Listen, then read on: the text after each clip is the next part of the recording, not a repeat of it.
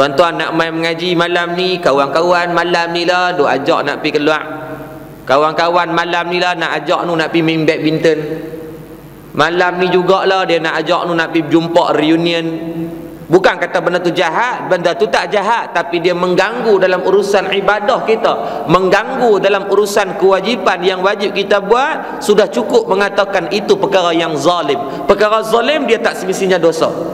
Siapa kita duduk di kawasan kita, kata Syekh Ibrahim Adham, bila ada orang alim yang lalu di kawasan kamu dan kamu tidak mengambil satu manfaat daripada dia, maka kamu sedang menzalimi diri kamu. Dia tak haram, cuma zalim ni kita buat lebih kurang diri kita. Maka orang duk panggil kita buat benda-benda tak elok, kita pi turut, maka habis tuan-tuan, rugi. Tidak mampu kita beribadah di saat huru-hara. Apatah lagi pada perkara maksiat yang berlaku terang-terang dah. Allah, dengan rancangan-rancangan televisyen yang seolah-olah menghambat kita untuk mana meninggalkan solat. Lah tengok isyak masuk pukul berapa tuan-tuan, tengok jam belakang 8 suku dah masuk dah isyak. Dengan program televisyen lah ni, maaf jika aku tak sempurna, tak habis lagi duk episod last, duk pening dah duk tengok tu. Dan kita yakin mungkin ada dalam kalangan bukan orang lain, isteri dan anak-anak kita masih lagi duk tengok di rumah.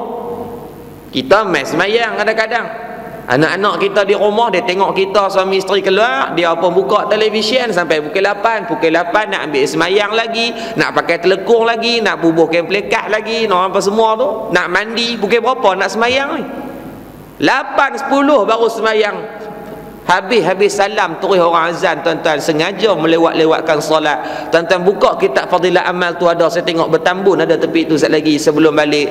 Buka dalam bab Fadilat solat, tengok bab yang pertama daripada pecahan bab Fadilat solat, tuan-tuan akan buka mengenai tajuk kecelakaan orang yang meninggalkan solat. Baca dalam tu kisah-kisah yang ditulis oleh Maulana Syekhul Muhaddis Muhammad Zakaria Kandalawi. Tuan-tuan tengok bab solat sudah cukup memberikan pengajaran bagi kita. Banyaknya kisah tentang amaran yang Nabi SAW ceritakan bagi orang yang meninggalkan solat. Bab yang bawah cerita pula orang yang melewat-lewatkan solat. Baca sendiri tengok. Bukan takat tinggal semayang dosa besar, saja buat lewat. Boleh mayang awal saja dia berkenuri, dia kata kenuri banyak ni. Jadi kita pi kenuri dulu, sat lagi kita semayang. Dia tahu kalau pi kenuri semua, sat lagi semayang lewat, dia gagah juga duk pulut. Tak payahlah dah buat 2 kenuri, pi 2 kenuri, semayanglah dulu sat. Bukan lama semayang, bukan yang 4 jam setengah. Kita tahu dah, kita semayang takat 5-10 minit lalu nampak surau, singgah lah.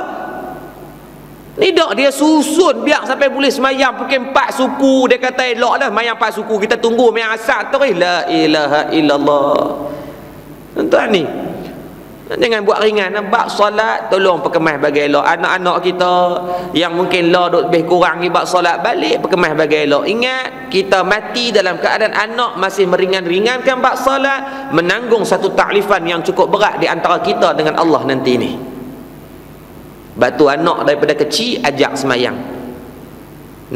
Anak daripada baby ni tak sebelah kita suami isteri semayang. Habis semayang tu sat lagi duk wirid tu, angkat anak, ajak daripada kecil. Ajak daripada kecil, wirid dengan dia. Subhanallah ni di tangan dia tu, buka kita ni buat tasbih di tangan dia. Subhanallah, subhanallah, subhanallah, subhanallah. Buat tuan-tuan tengok. Bisik di telinga dia. Oh, dia kata dia kenal ni kalimah ni bila ni waktu aku kecil. Jadi mai besar tak ada lah ketegang sangat. Time doa ni pegang tangan dia, duduk di atas tangan kita tu, baca sekali dengan dia. Allahu Rabbi. Tuan-tuan, payah kau? Tak payah, cuma malas nak buat. Nak mayang anak apa, kita pun semayang pukul 8 suku, baju pun kadang-kadang haram tak pakai. Dengan bulu ketiak bertambun, nampak mayang selekeh macam tu ya tuan-tuan. Pik nuri dia pakai elok. Batu perkemas bagi elok. Bak semayang jangan ada tolerik, tak ada.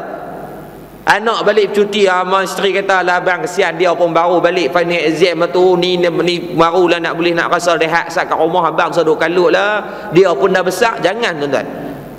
Hak ni yang kata haruji yang duk berlaku keliling kita, kemaksiatan secara terang-terang duk nampak. Kadang-kadang kita membenarkan, mengharuskan, menghalalkan benda yang terang-terang haram. Ni kita macam tu, Allah kesian dia nu 2-3 minggu nu tidur tak cukup dah, kita nak kacau juga dia balik di kampung ni, biarlah dia rehat. Allah tuan-tuan, bangun semayang tak ada orang mati bangun semayang ni. Tok guru dulu semayang sampai bengkak-bengkak kaki.